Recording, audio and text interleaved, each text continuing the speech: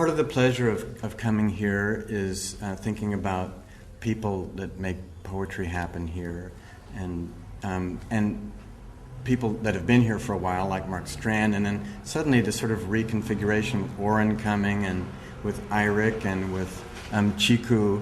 This is it's a luminous node, as Pound says.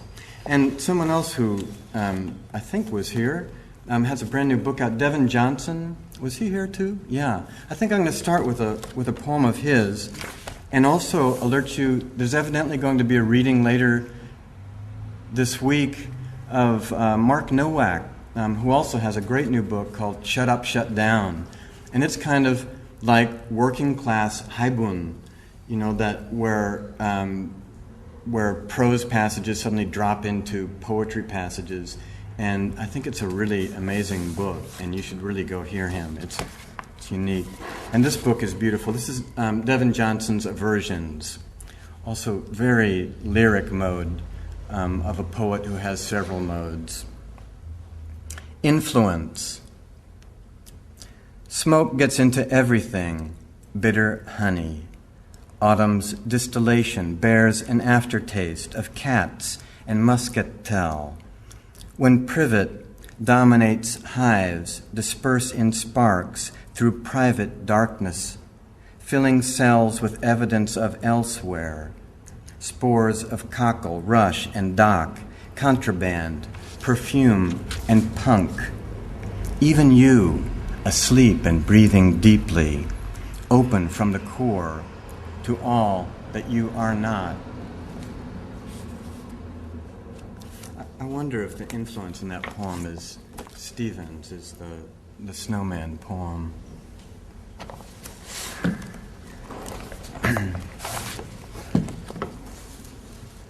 So I'm going to start with some recent translations. A poet friend named Kent Johnson and I have been translating a Bolivian poet who was, we just went down there this summer to do some more research on this last book that he wrote.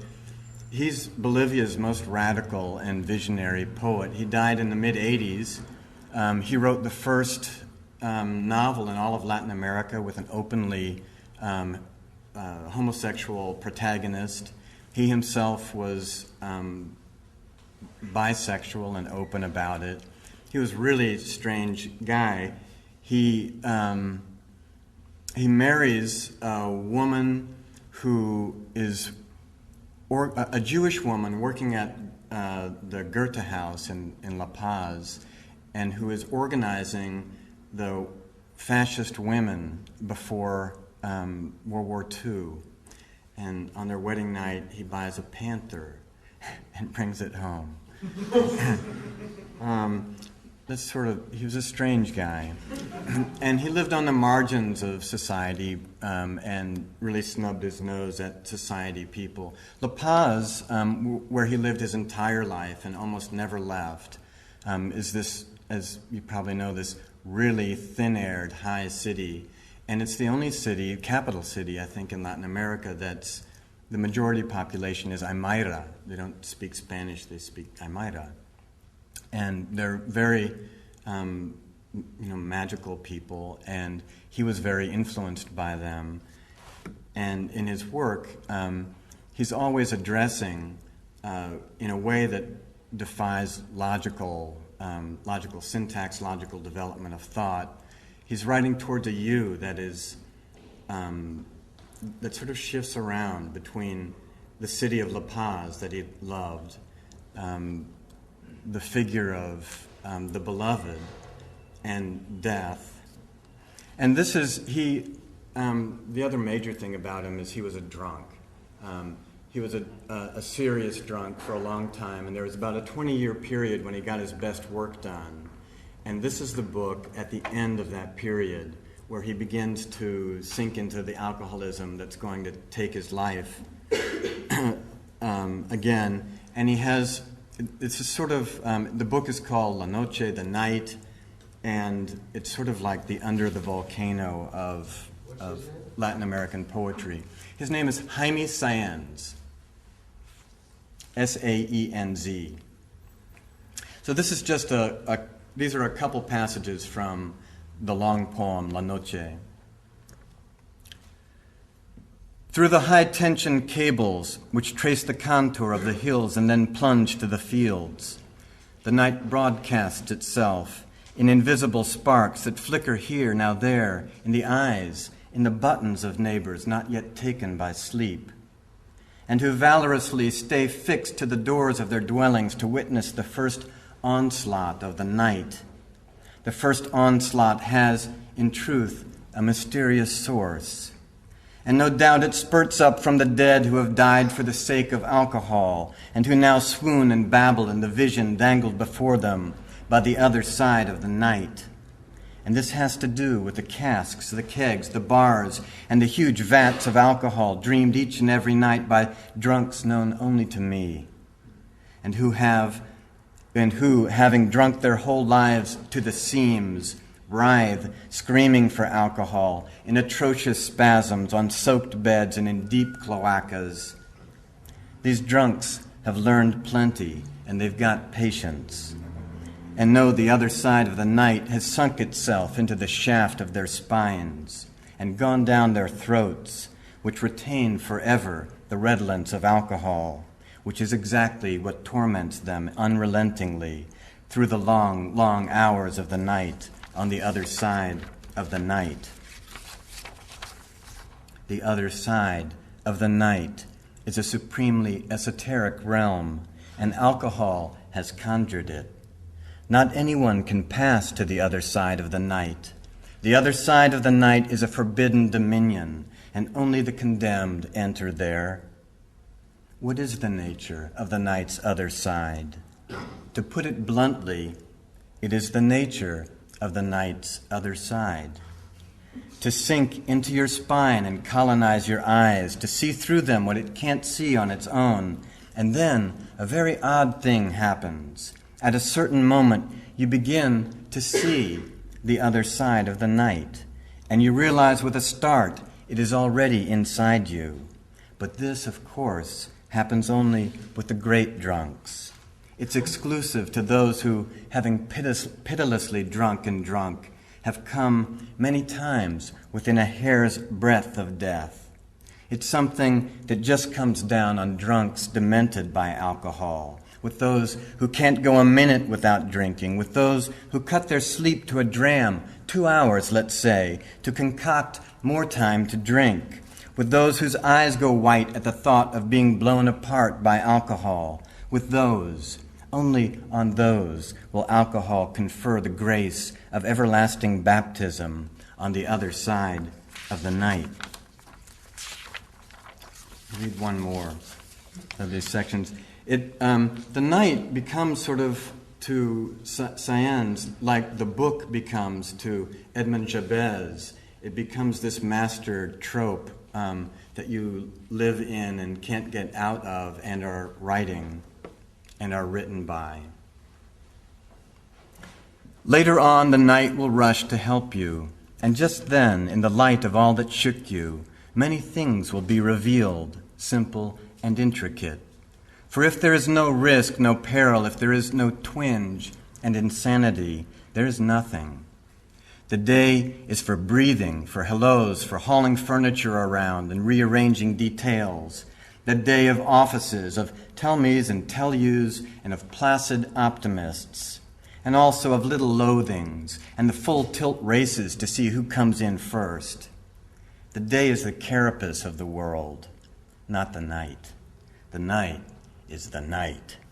The night, in the deepnesses, has had the last laugh, because the night writes, probing and discreet. The night lends itself to loss and disappearance, the better to be reborn and die in darknesses that signal and address you. So the night's light is a light apart. Many and curious things are lit up by night's light. Things go back to being what they are, and you come to be what you are.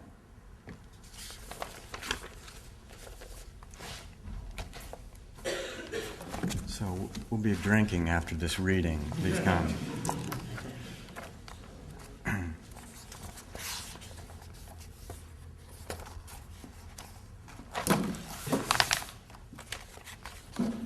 I'm going to read of my own work, just new poems. Present tense.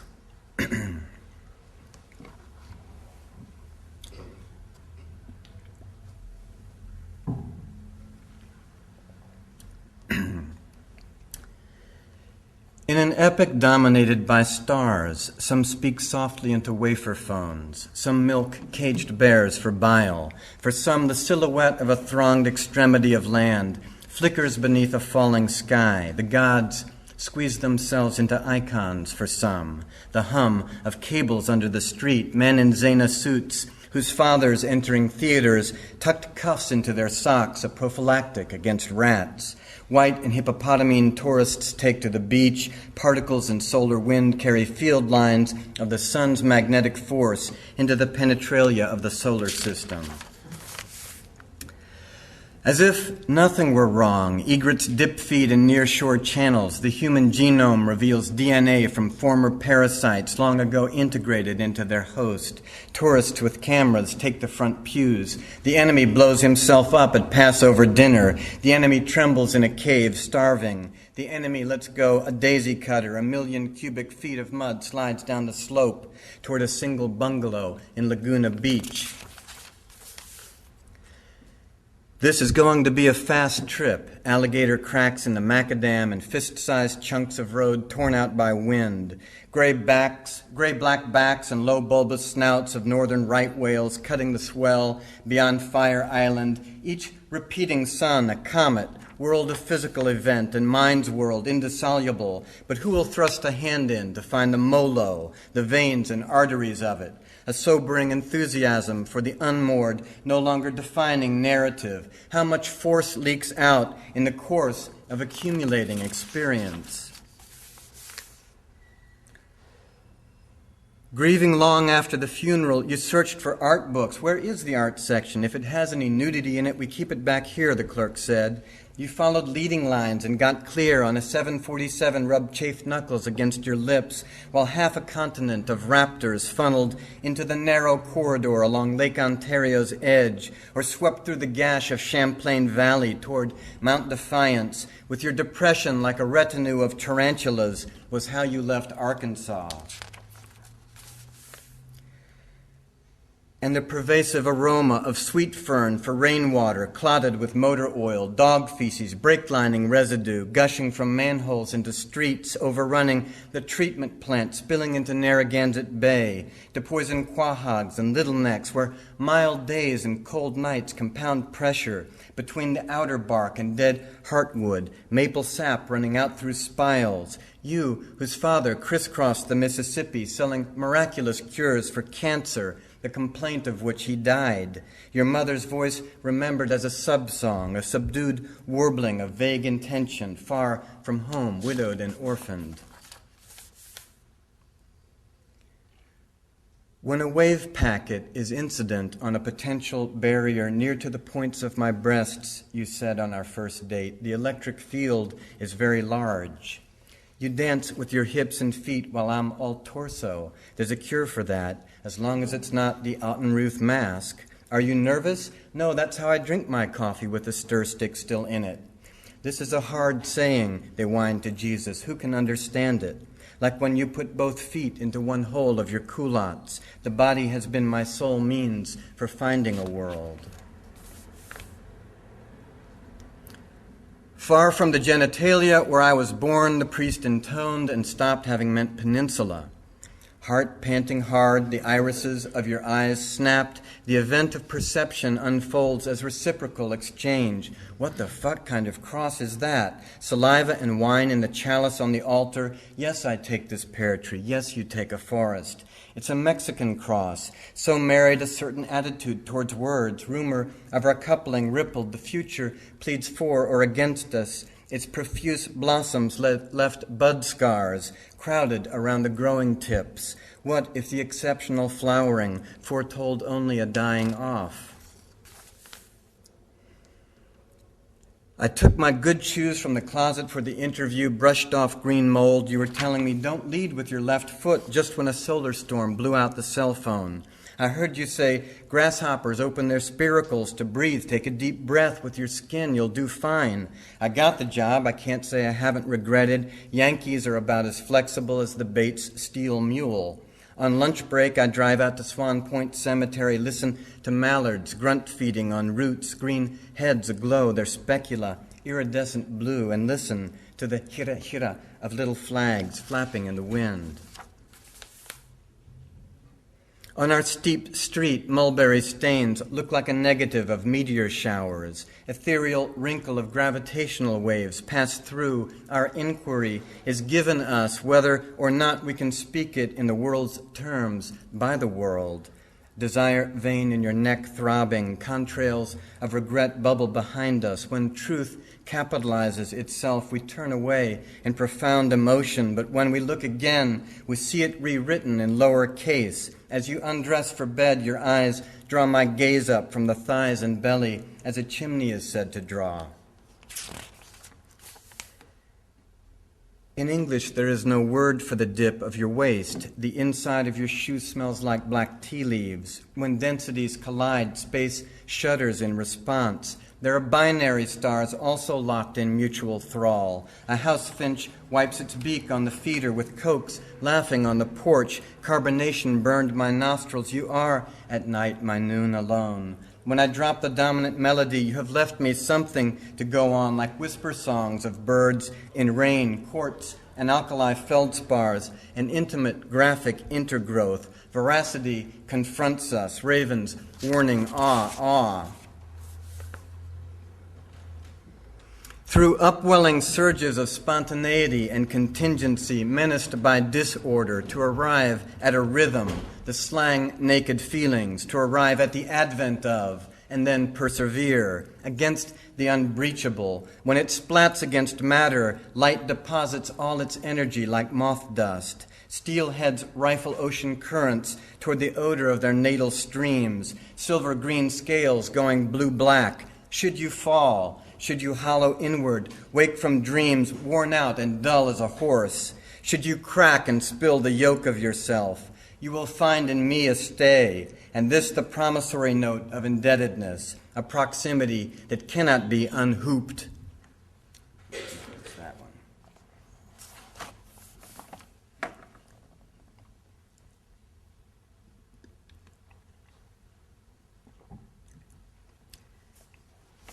So, I seem increasingly to be becoming a poet of domesticity. Of a teenage son, that definitely has something to do with it. Rimbaud writes, domesticity leads too far. He wrote that at 16. What did he know?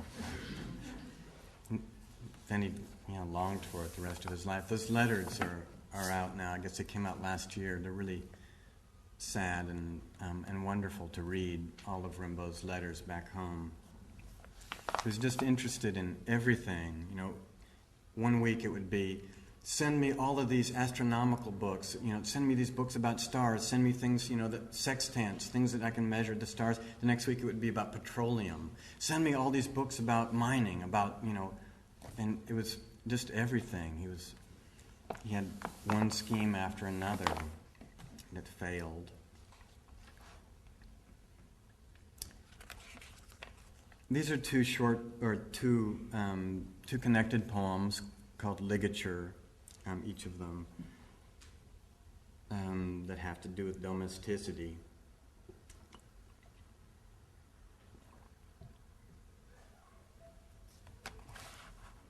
When the strong drag of the boy's adolescence pulls through them, the family rises into thinness and begins to break like a wave. You turned away when I kissed you, the woman says. Why?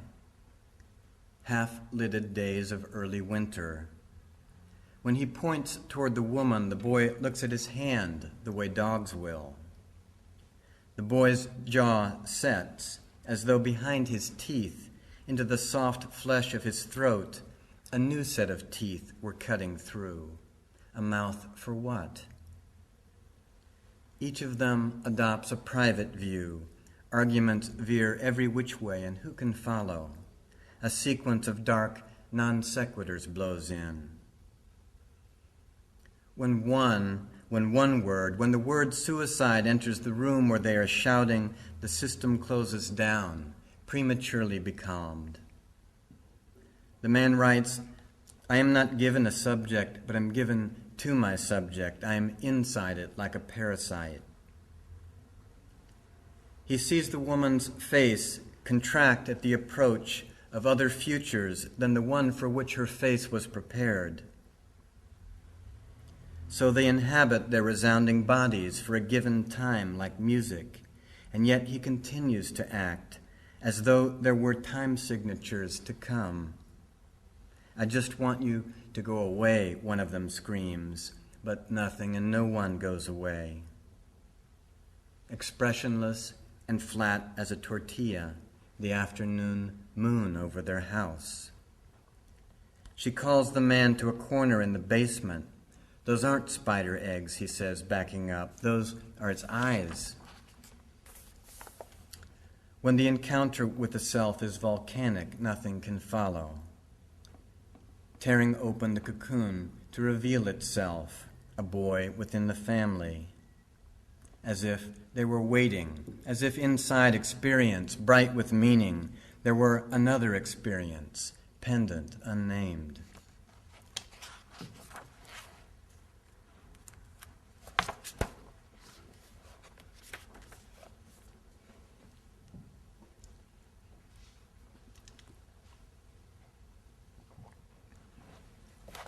This is the other ligature.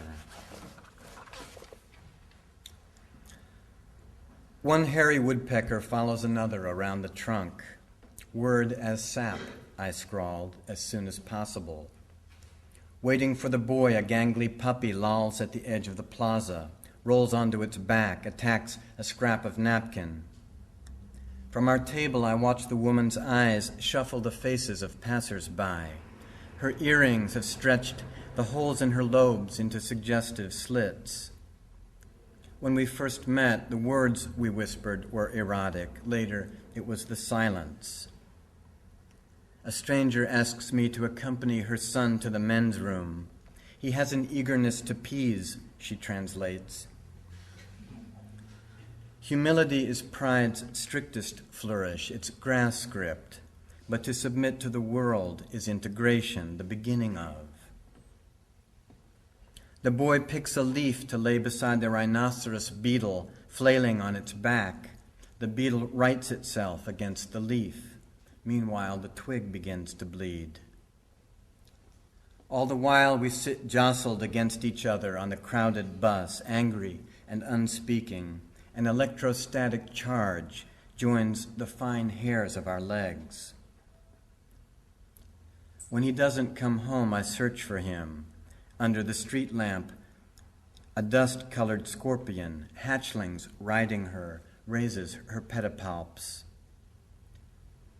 Without language, appearance asks no question of itself or of others.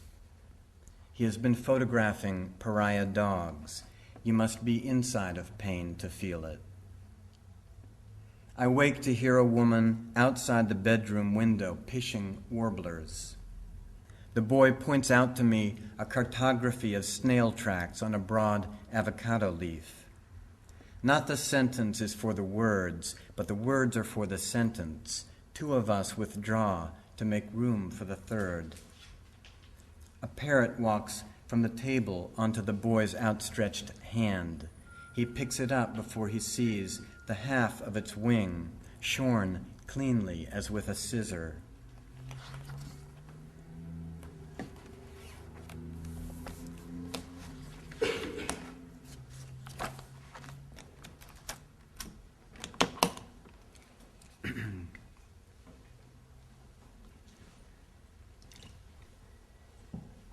And I'm going to finish with this poem, this sequence, called Mission Thief.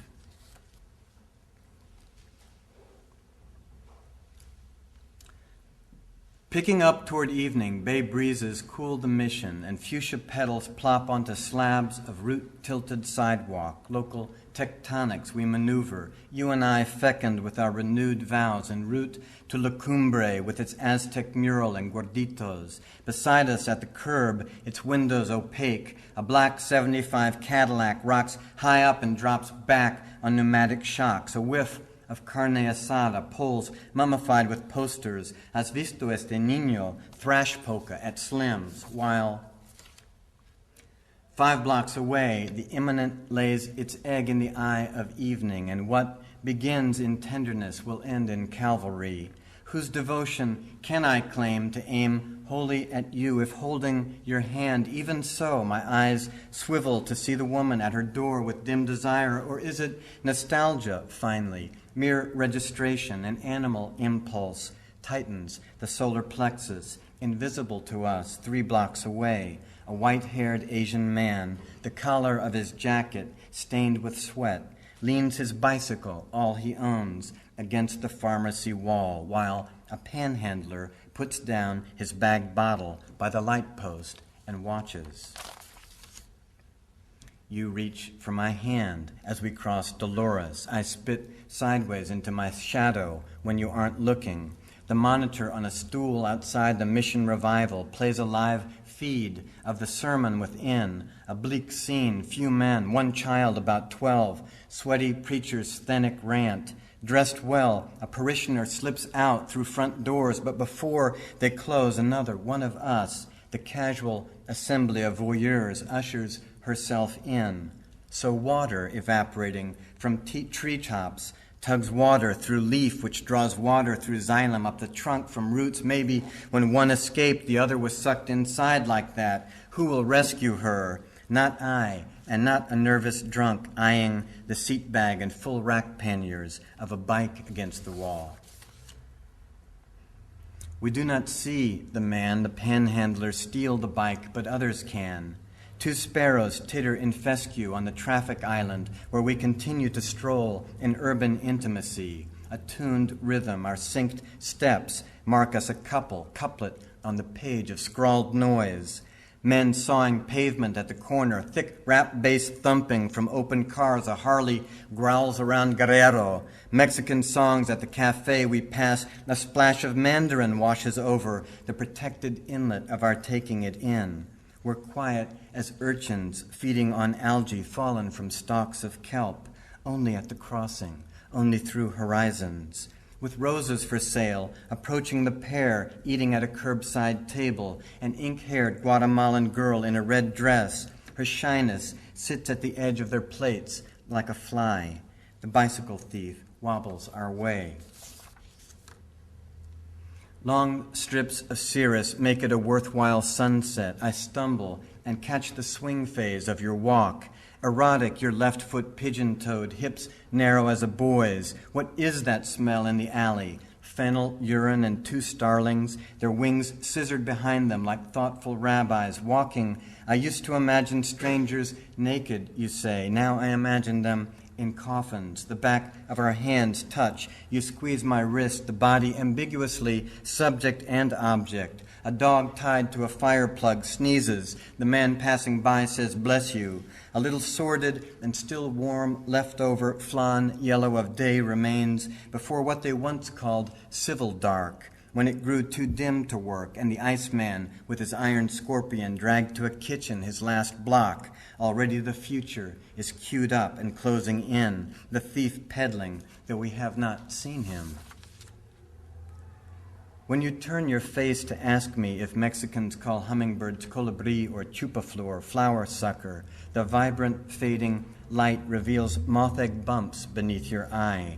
We suppose we invent this privacy, privilege to brim with each other, as though our rillet might be deducted from the mainstream, as if we were stirred together past mere propinquity, the warm, familiar rapture I assume you feel with me, and I rub my tongue to prickles in my throat for telecold and step back to the brink of thee, smudged newspaper print where fingers brushed your nose. At once we sense a commotion ahead, faces one by one like cards when a bet is called, flip their open expression toward us. What is happening hurtles our way in shouts, bottleneck to the lip of where we stand. Alert as though a knife had tapped a glass, I see a man on bicycle under a neon taqueria sign, only at the crossing, only at horizons between. Someone yells something inarticulate almost to us. He is racing recklessly up the sidewalk. Startled pedestrians jump aside, already plummeting from perspective to present, his counterpoint divorcing you from me, from the rhythm of our tangency. I lurch and cannot feel yet and fail to rise into the revision of circumstance, as though I tumbled from stairs to a spot-lit stage where you were, cut off from me by the light, a sidewalk of strangers, severed from concerns that seconds prior perfectly contained them, waylaid and yielding their leads for the role of audience, the drama hurrying on its way, the head of event expanding, the dark head of event crowning before us. Its intensity full bore, and as the thief nears our end of the block, it isn't yet clear what is happening. Someone yells an indecipherable whinny of alarm.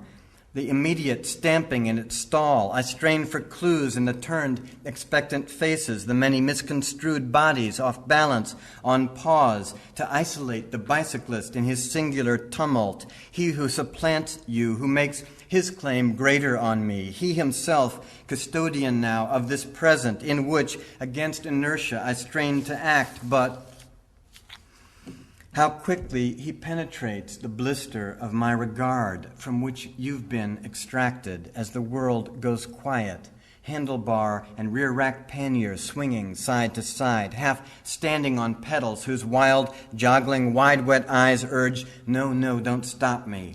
I grab for his arm as your hand stays mine, and from an infinite distance I recall you. Your presence blows in, a pedal, three of us, pooling our volitions. You tug my shirt, my hand slaps his neck, half-assed scuffle, knuckles scrape the stucco wall. As he flails at me, I can hear, but whom do I hear? My failure all along to recognize your full weight and solidity. You say, no, the word rings, and through the ring a thin scarf of disapproval draws across my still vague intent. Awkward in the struggle to hold him, to judge what effort to make, with whom am I thrashing, a question mark for a backbone. My hand touches his shoulder, so tentative and slowly the gesture might be taken by anyone watching for an act of deputation. He stiff arms and brushes me off, and I turn on my heel. Like the other spectators, a pure stare now, a singularity uncoupled once again, that readily from you, like the dissolving glow of a clicked-off light, a floater behind a closed eye, and so combined elements on the stalk of an instant, unpedaled their parts in wind, a hand bleeding, a man on bicycle, a murky sense of restraint, which is you here, next to me, but across the caesura, the rent stanza in our accord. What I am cracks into two acts. One replays the scene, revising it toward some salvific end, and the other gauges the thief's increasing distance from me instinctively, as when flying I measure the gap from jet to ground with an image of my body falling. He veers to the street, and a hard pant spins me to see a white-haired man in slow motion run, slather of mucus under pigeonhole nostrils, his gaze nailed ahead at the crossing. My eyes put on his face, his mouth a gasping rictus as he plods past, never to catch what. Lulled on routine and self and casual neglect, I let slip, rooted in place around me, a block of storefronts and trees, a man on foot falling farther behind, and one on bike, and the rest of us unrescued, stopped in time, transfixed to this stark spectacle of our separateness, making it stand, hammering its horizons home, behind which each of us says, I don't know who you are. You never broke through me. The key makes no sound when you go to play. The world shifts along a hairline crack. You can't tell what is happening until it moves, and it goes on. Someone and someone's grief careen around a corner. That's it for me. Thank you.